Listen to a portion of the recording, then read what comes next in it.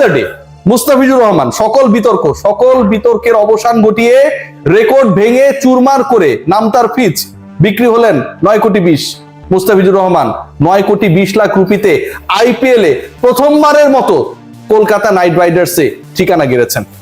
Kolkata night রাইডার্সে IPL এর মুস্তাফিজ যাবেন এরকম ডিসকাশনস গুলো আমার পেজটা একটু ঘুরে আসতে পারেন, আপনারা পাবেন। কারণ তাদের 13 জন ক্রিকেটারের ঘাটতি ছিল।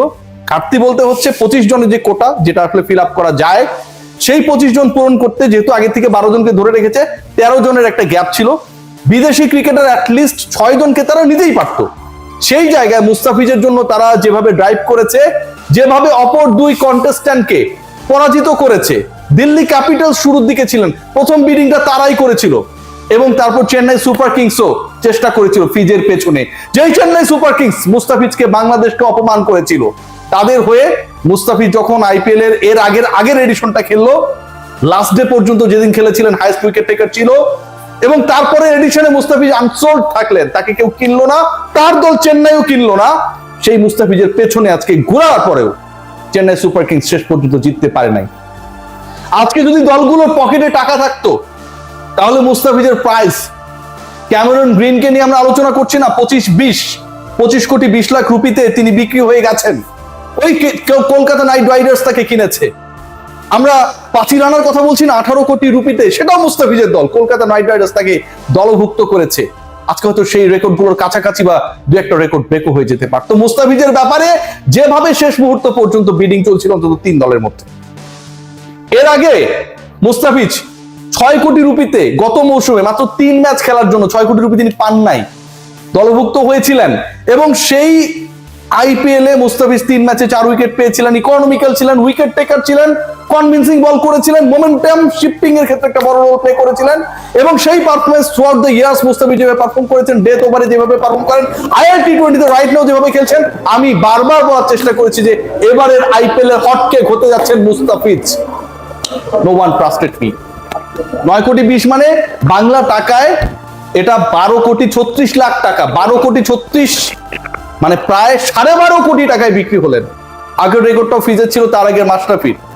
বাংলাদেশের একজন ক্রিকেটার, যেই বাংলাদেশের ক্রিকেটারদেরকে দলভুক্ত করা গেছে, পলিটিক্যাল রিজন সবসময় অনেক বেশি গুরুত্বপূর্ণ হয়ে দাঁড়িয়েছে। আইপিএল ক্রিকেটাররা খেলতে পারে না, যেতে পারে না, রিপ্লেসমেন্ট হিসেবে খেলতে পারে, এরকম একটা সিচুয়েশন তৈরি হয়েছে, যেখানটায় বাংলাদেশে সবসময় আইপিএল এ পোস্টার বয় হিসেবে শুধুমাত্র সাকিব আল হাসানকে পেয়েছি আমরা। সেই সাকিব যখন এবারে নিলামে নেই, প্রাথমিক তালিকায় থাকলেও পূর্ণাঙ্গ তালিকায় যখন তাকে রাখা হলো না, মুস্তাফিজ ছিলেন একমাত্র ভরসা। 9,20,00,000 রুপিতে কলকাতা নাইট রাইডার্সে মুস্তাফিজ যাওয়ার কারণে কয়েকটা দিক থেকে আমার কাছে মনে হয় বাঙালিরা খুশি হচ্ছে। প্রথমত হচ্ছে দিস টিম বিলংস দ্য বাঙালিস, এটা হচ্ছে বাঙালিদের দল। Kolkata Knight Riders is a team যেখানটায় বাংলাদেশের ওপার বাংলার বাঙালিরা ভয়াবহভাবে ইমোশনালি অ্যাটাচড থাকে। কলকাতা নাইট রাইডার্স, যেটা মাশরাফির একসময় ঠিকানা ছিল, সাকিব আল হাসানের ঠিকানা ছিল, এবার প্রথমবারের মতো দিল্লিতে খেলেছেন, আমরা দেখেছি চেন্নাইতে খেলেছেন, হায়দ্রাবাদে খেলেছেন। এবার প্রথমবারের মতো সেই মুস্তাফিজুর রহমান, এতগুলো দলে আইপিএল এ দাপিয়ে বেড়ানো মুস্তাফিজুর রহমান প্রথমবারের মতো কলকাতার হয়ে খেলছেন। কলকাতা মানেই, আবার বলছি যে বাঙালি, কলকাতা মানেই শাহরুখ খান, কলকাতা মানেই আইপিএল চ্যাম্পিয়ন, কলকাতা মানেই যারা এবারে মিনি অ্যাকশন থেকে তাদের মেগা টিমটা বানানোর চেষ্টা করেছে। একবার ভেবে দেখুন, পাথি রানা, মুস্তাফিজ দুজনই চেন্নাই ছিলেন, সেই দুজনকে তারা দলে ফিরিয়েছেন, এবং তাদের বোলিং অ্যাটাকে এই দুজনের একটা বড় রোল থাকবে। মুস্তাফিজের কতগুলো ম্যাচেস খেলতে পারবেন না পারবেন সেটা নিয়ে হয়তো কিছুটা হলেও সংখ্যা তৈরি হতে পারে, কিন্তু আপনি যদি চিন্তা করে দেখেন, চেন্নাই সুপার কিংস এর হয়ে যখন মুস্তাফিজ খেলেছিলেন, পাথি রানা খেলেছিলেন, একই সাথে দুজনকে অ্যাকোমোডেট করেছিল তারা। কলকাতার ইডেন গার্ডেন্সে কলকাতা তাদের ইনিশিয়াল ম্যাচেসগুলোর 50% ম্যাচেস খেলবে, এবং ইডেন গার্ডেন্সের উইকেট, ক্যারেক্টার, এই টাইপের উইকেটে অ্যাপ্রোপ্রিয়েট বোলিং করতে পারে যে কজন ক্রিকেটার, সাকসেসফুল হবার সম্ভাবনা এগিয়ে থাকা যে কজন ক্রিকেটারকে আপনি কাউন্ট করবেন, have to count Mustafizur Rahman, আপনাকে কাউন্ট করতেই হবে। 4টা দল একজন ক্রিকেটারের পেছনে ছুটেছে 2 কোটি রুপি থেকে, সেটা 9,20,00,000 গিয়ে ঠেকেছে। ভাবতে পারেন, বাংলাদেশের আইপিএল ইতিহাসে কোনো ক্রিকেটারকে নিয়ে এরকম বিডিং কখনো হয় নাই, হারিয়ে বলছি না, বাংলাদেশে আইপিএল ইতিহাসে কোনো ক্রিকেটারকে নিয়ে এত দীর্ঘ সময়ের বিডিং হয় নাই, এতগুলো দলের বিডিং একসাথে হয় নাই। 20 লাখ করে রুপি যখন তার প্রাইস বাড়ছিল, মিরপুরের প্রেস বক্সে আজকে আমরা যারা নাজমুল শান্তর মাইকিং করা ম্যাচ দেখতে এসেছিলাম, আমরা সবাই উচ্ছ্বাসে ফেটে পড়ছিলাম যে এই প্রাইসটা শেষ পর্যন্ত কোথায় গিয়ে থাকে। ম্যাজিক্যাল ফিগার 10 কোটিকে কি সেটা টাচ করতে পারবে? পারে নাই। তাতে কি হয়েছে? মুস্তাফিজুর রহমান পিকড হয়ে দেখিয়ে দিয়েছেন বাংলাদেশের ক্রিকেটারদের ভ্যালুটা কতটা। ভেবে দেখুন, যেখানটায় রাচিন রবীন্দ্ররা ইনিশিয়ালি আনসোল্ড থাকেন, লিয়াম লিভিংস্টনরা আনসোল্ড থাকেন, ঠিক সেই জায়গায় মুস্তাফিজুর রহমান প্রায় 10 কোটি রুপিতে সোল্ড আউট। মুস্তাফিজুর রহমানের পেছনে 4টা franchise at a time bid করছিল।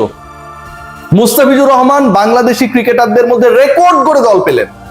মুস্তাফিজুর রহমান এই মৌসুমে যদি প্রপারলি খেলতে পারেন, 12,36,00,000 টাকা তার অ্যাকাউন্টে যাবে।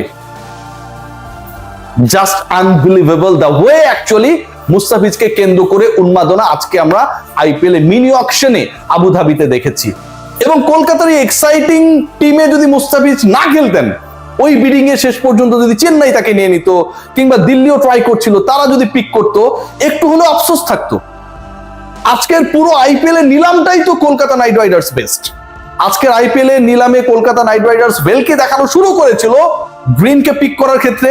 2 কোটি ভিত্তি মূল্যের গ্রিনকে তারা শেষ পর্যন্ত পিক করেছে 25,20,00,000 রুপিতে।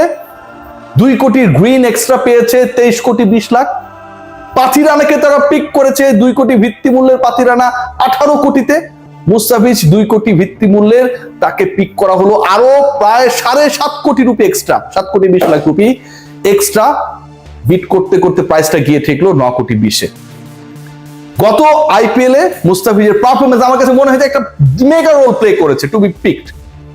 এর বাইরে throughout the year Mustafiz যেভাবে পারফর্ম করেছে, এবং একই সাথে you have to count that the performance he has shown in the IL টি20s, ওখানটায় তিনি যেভাবে খেলছেন, ইকোনমিক্যাল থাকছেন।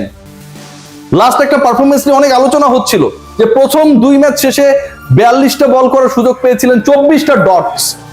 So you need those kind of cricketer. Kolkata Knight Riders এর ম্যাচ যখন কলকাতার ইডেন গার্ডেন্সে মোটামুটি একটা বড় সংখ্যক ম্যাচ হবে, এবং সেই উইকেটে সেই মাঠের ক্যারেক্টার যতটুকু আমি দেখেছি সরাসরি গিয়ে, খুব যে অ্যালাউ করে প্লেয়ারদেরকে শর্টস খেলার ক্ষেত্রে তা না।